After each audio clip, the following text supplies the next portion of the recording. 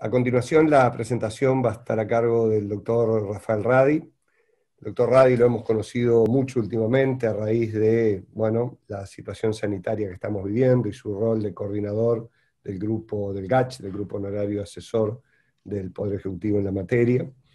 El doctor Radi es titular del Departamento de Bioquímica de la Facultad de Medicina de la Universidad de la República y director del Centro de Investigaciones Biomédicas de la UDELAR. Y es el primer científico uruguayo en ser nombrado por la Academia de Ciencias de Estados Unidos como científico extranjero asociado a la organización. Esa es una distinción que tienen a nivel global algo menos de 500 científicos. Hoy la convocatoria del doctor Radi no es en su rol más público de los últimos tiempos, sino en su rol científico más duro, ¿verdad? Y en su especialidad en aspectos de la biología del envejecimiento, aspecto central cuando conversamos y abordamos, como en nuestro caso, la reforma de la seguridad social. Rafael, adelante por favor. Bueno, muy buenos días. Muchas gracias, doctor Saldain, presidente de la Comisión de Expertos de la Seguridad Social, y a todo el equipo que está trabajando en este tema tan importante.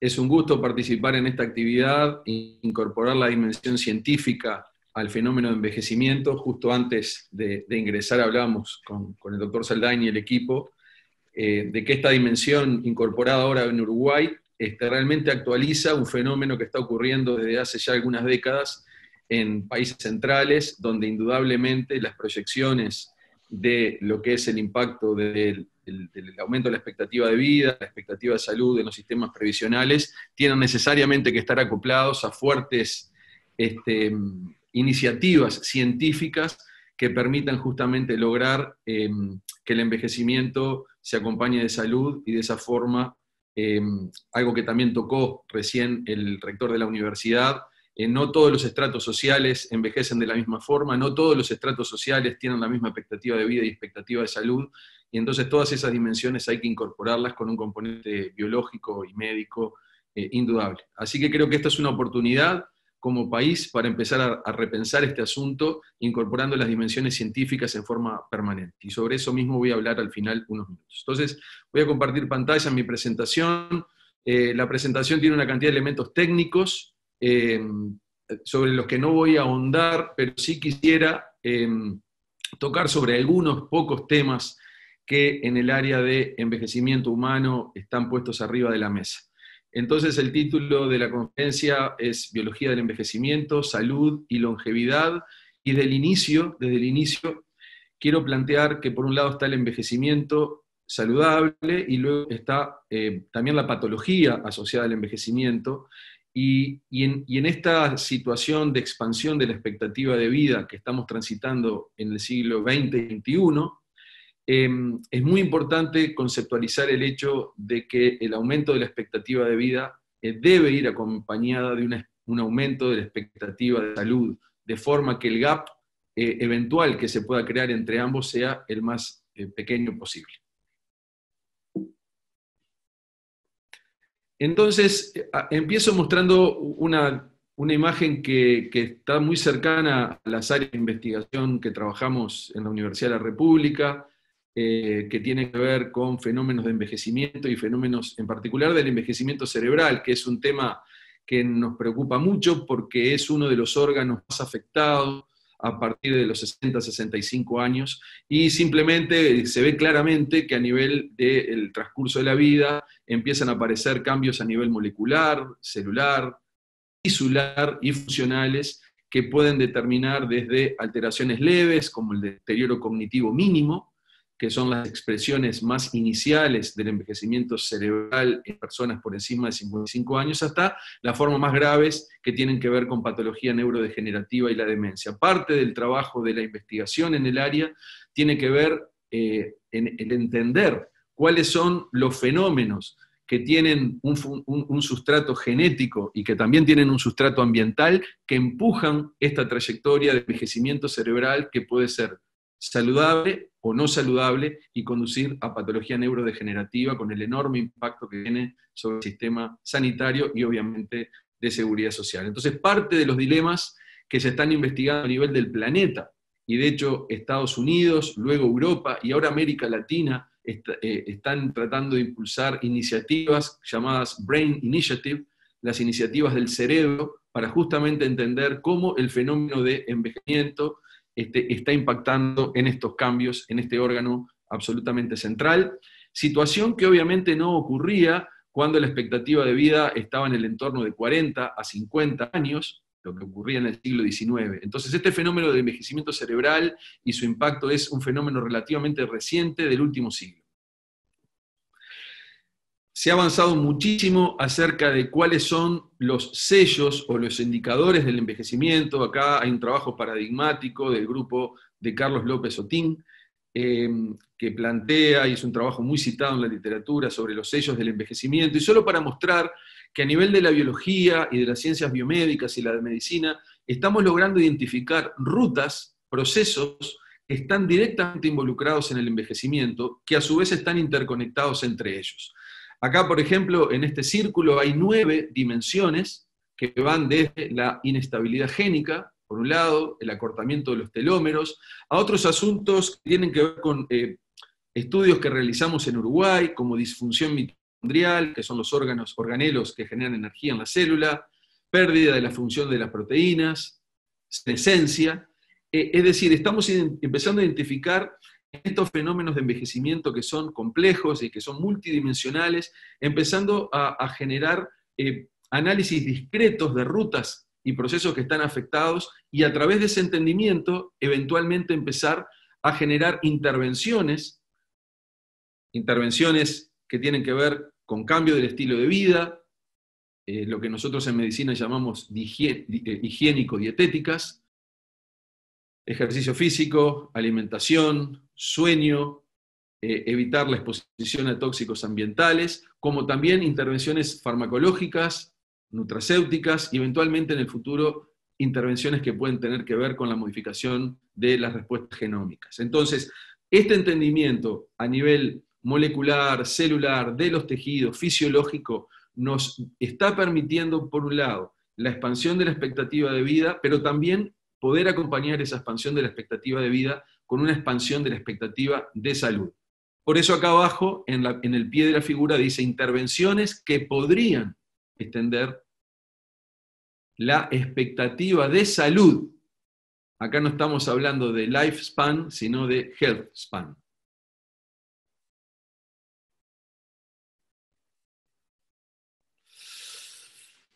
Datos tomados de las Naciones Unidas. 2020 nos encuentra en un punto de inflexión. Si ustedes miran esta gráfica, claramente se indica que es en estos días, en estos años que estamos transitando, que a nivel mundial la población de más 65 años empieza a superar en cantidad y en porcentaje a la población menor a 5 años. Es decir, lentamente el número de adultos mayores, 65 más, empieza a superar al número de niños menores de 5 años. Esto ocurre por primera vez en la historia de la humanidad. Y cuando uno mira el porcentaje de cambio de la población en términos de edades para hasta 2050, lo que ve que notoriamente los grupos etarios que más aumentan en porcentaje a 2050, creo que dice 2050, estoy tratando, acá, sí, 2050, los grupos que más aumentan en porcentaje son los añosos, más 65, más 85, y fíjense esto, los más 100, los que nosotros llamamos los centenarios. Desde ahora a 2050, los centenarios seguramente aumenten por un factor de cerca de 10. Si en Uruguay, si bien yo no tengo los datos totalmente actualizados, seguramente de acuerdo a los datos internacionales, tenemos hoy en el entorno de 500 centenarios, para 2050 seguramente tengamos 5.000, es decir, 10 veces más. Son personas de más de 100 años. Después están los supercentenarios, que son personas de más de 110 años, que también en el mundo están aumentando en cantidad. Dicho esto, debo decir que los registros verificados de mayor edad a nivel mundial son de una ciudadana francesa que murió en 1997 con 122 años, y un ciudadano japonés que murió en 2013 con 116 años. En el momento actual, la persona que tiene más vida es un japonés a diciembre, 11 de diciembre de 2020, 10 de diciembre de 2020, un japonés que tiene 117 años de edad. Sobre estos asuntos volveré al final. Y este aumento de la expectativa de vida también va cambiando cómo impactan las enfermedades crónicas degenerativas en la población, es decir, las enfermedades no infecciosas, y como se ve en los países de altos ingresos, dentro de los cuales está Uruguay desde hace varios años, los patrones de patología, notoriamente la mayor parte de ellos, en esta gráfica de tortas, son las enfermedades no transmisibles. Estamos hablando de la patología cardiovascular, estamos hablando del cáncer, estamos hablando de la patología neurodegenerativa, no estamos hablando de la patología infecciosa, que este año nos ha convocado con mucha fuerza por el tema COVID, sobre lo que voy a volver, Leo. Pero hay un conjunto de patologías no transmisibles, crónicas degenerativas, la obesidad, el síndrome metabólico, la diabetes, que obviamente aumentan en cantidad a medida que las poblaciones envejecen. Entonces ahí tenemos un enorme desafío de lograr un envejecimiento libre de esta patología crónica degenerativa asociada al envejecimiento, algunas de las cuales están ejemplificadas en estos gráficos, y una que quiero indicar particularmente porque es como una patología olvidada, pero que afecta enormemente, como ustedes ven por la gráfica, que son los trastornos de la locomoción, es decir, las fallas del aparato locomotor. La persona no puede caminar, o camina muy poco, o no se puede levantar, y el resto de los órganos y sistemas están preservados. Sobre ese asunto, es un asunto que a nivel mundial se le ha prestado relativamente poca atención, y debemos sin duda redoblar los esfuerzos para que el aparato locomotor pueda estar en funcionamiento por encima de los 80, 85 años, porque si no las dependencias son enormes. Ahora bien, ¿quién manda en este asunto de la longevidad? ¿Manda la genética o manda el estilo de vida? Entonces, como dice el subtítulo del artículo, se necesitan dos para bailar tango. En definitiva, hay un diálogo entre la genética y el estilo de vida, aparecen elementos denominados regulaciones epigenéticas, no tenemos tiempo para hablar de eso, pero grosso modo yo diría que la genética pesa un 25% y el estilo de vida pesa un 75%. Entonces, si tomamos en cuenta esa proporción, que es variable, que la podemos discutir, pero que en grandes líneas muestra que el estilo de vida realmente pesa mucho en las trayectorias de envejecimiento, como sociedad, como país, tenemos una enorme posibilidad de influir a punto de partida de los cambios del estilo de vida en tener ese envejecimiento saludable y libre de patología crónica degenerativa, y acercando la expectativa de vida a la expectativa de salud. Y este trabajo, que hace muchos años yo lo muestro porque me impactó en su momento, muestra que patologías tan importantes como cáncer, infarto cerebral, patología coronaria y diabetes tipo 2 pueden ser prevenidas en el entorno de un 70 al 90%, este cáncer es cáncer de colon en particular, con cambios en el estilo de vida. Por eso dice balanceando estilos de vida y genética. Y ahí es donde nosotros como comunidad tenemos que reflexionar y proponer estrategias para que los estilos de vida puedan permitirnos justamente que este tema del aumento de la expectativa de vida se acompañe de un aumento de la expectativa de salud. Y las sociedades occidentales, y Uruguay en particular, sufrimos lo que se llama el fenotipo proinflamatorio. Sin empezar a dar mayores detalles sobre el asunto, la gran mayoría de nuestra población, de todos nosotros, tenemos un nivel de inflamación de bajo grado que tiene que ver con el estilo de vida, con el tipo de alimentación que tenemos, con la contaminación ambiental, con el hábito de fumar, con las situaciones de estrés, que van generando un fenotipo proinflamatorio que está en la base de asuntos como la diabetes, como el cáncer y también como el envejecimiento cerebral. Y estos son nuevos paradigmas de la medicina del siglo XXI. Entonces, nuevamente, ¿Pueden ser las patologías crónicas degenerativas asociadas al envejecimiento prevenidas? Y bueno, hay un enorme esfuerzo a nivel mundial que se está haciendo en este tema, y obviamente, y en un país productor de alimentos, la alimentación y los compuestos bioactivos de la alimentación, y esto es tapa de Science, nada más ni nada menos, indican que es uno de los caminos a seguir. Ahora bien, hay una interrelación entre la genética, la dieta y la salud. Aparecen nuevas disciplinas como la nutrigenómica. Lo que aparece como un elemento central en el siglo XXI es el potencial de la flora intestinal, el llamado microbioma o la microbiota, para potenciar la salud, no solo intestinal, sino del resto de todos nuestros órganos y sistemas, incluyendo al cerebro. Esto es un cambio de paradigma en la medicina moderna. Es decir, esa interfase entre el medio externo y el medio interno que lo hace el conjunto de la flora intestinal con nuestro epitelio intestinal. Ahí tenemos un espacio tremendo para impulsar un aumento de la expectativa de salud acoplada a la expectativa de vida.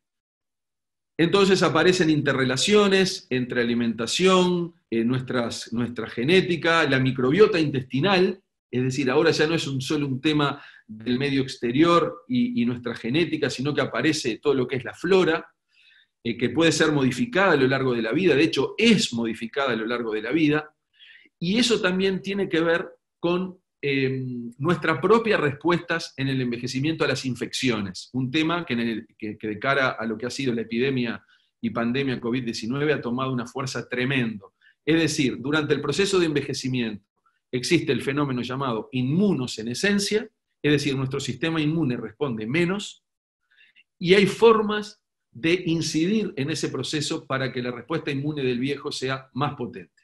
Entonces esa es otra dimensión muy importante.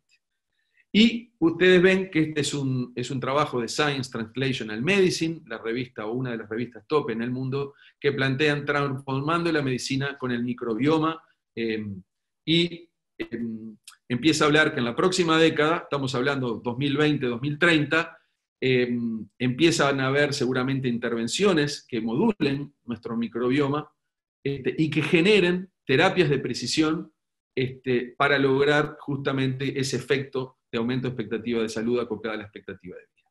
Y este es un muy lindo esquema que muestra, digamos, todas estas interrelaciones desde el nivel macro, que es de los alimentos, hasta el nivel más micro, que es la generación de biomoléculas y bioactivos que tienen efectos promovedores de salud, no solo en el intestino, sino sobre todo en órganos como el cerebro, como el aparato locomotor, etcétera, etcétera. Y como ustedes ven, y volviendo a la patología neurodegenerativa y el envejecimiento cerebral, las demencias ya dejaron de ser solo un problema de los países ricos, porque también la expectativa de vida ha aumentado en los países pobres, y entonces ese aumento de la expectativa de vida que también se da en los países pobres necesariamente se acopla a un aumento del envejecimiento cerebral. Por lo tanto, este asunto es un problema en este momento global. Y sin entrar en detalles, temas que trabajamos a nivel de la comunidad internacional y en Uruguay también, tienen que ver cómo el cerebro procesa los nutrientes y cómo genera o no genera energía y cómo utiliza el oxígeno para lograr un mejor funcionamiento. Y bueno, estos son áreas muy importantes de investigación que distintos grupos en el Uruguay, de distintas instituciones, la Universidad, el Instituto Pasteur y el Instituto de Investigaciones Biológicas Clemente Estables están muy bien arropados para hacer contribuciones decisivas en los próximos años. Este es el organelo que forma energía y que está comprometido en el envejecimiento cerebral, y bueno, es uno de los temas en los que distintos grupos de Uruguay y del mundo están trabajando. Para cerrar, asuntos que tienen que ver con la biodemografía. Este tema del aumento de la expectativa de vida es un fenómeno que es del siglo XX y del siglo XXI. En el siglo XIX hacia atrás, las 8.000 generaciones de Homo sapiens sapiens que estuvieron presentes en la faz de la Tierra en todos los siglos anteriores, no experimentaron un aumento significativo de la expectativa de vida. El aumento significativo de la expectativa de vida se operó en el siglo XX y en el siglo XXI, en forma ininterrumpida. aunque ahora las curvas de longevidad se empezaron lentamente a achatar.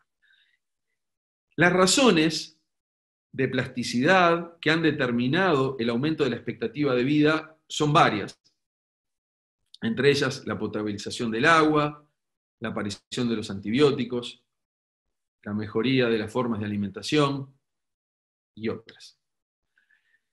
Esto claramente muestra ese diálogo entre genoma y estilo de vida que puede empujar la expectativa de vida hacia adelante.